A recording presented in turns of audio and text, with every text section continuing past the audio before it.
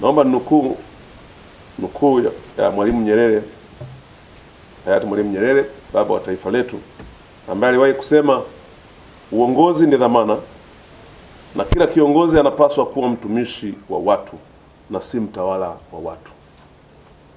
Kutawala linaweza likawa ni jambo, lakini ili uwe mtawala mzuri ni lazima ukubali kuwa kiongozi wa watu, na uongozi wa watu una attributes zake. Ni ule unaoshirikisha, unaotambua heshima na kuthamini huduma stahiki kwa watu ambao umesema unawatawala. Usipofanya hivyo, hautajenga uhalali wa kupata nafasi ya kutawala.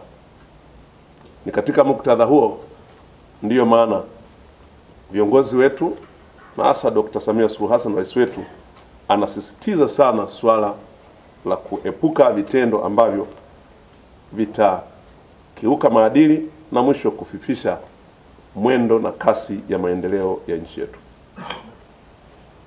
Rushwa imerudiwa sana katika vinywa na maandiko ya viongozi wetu na maagizo, kwa sababu rushwa sio tu inaharibu mifumo ya kiutawala, bali pia inadidimiza maendeleo ya kijamii na kiuchumi,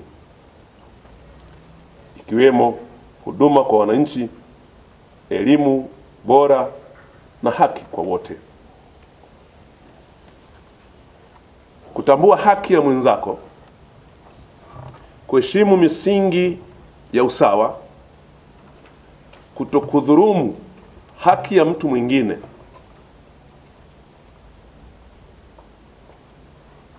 ni jambo ambalo limesemwa hata na viongozi waliopigania uhuru wa Afrika.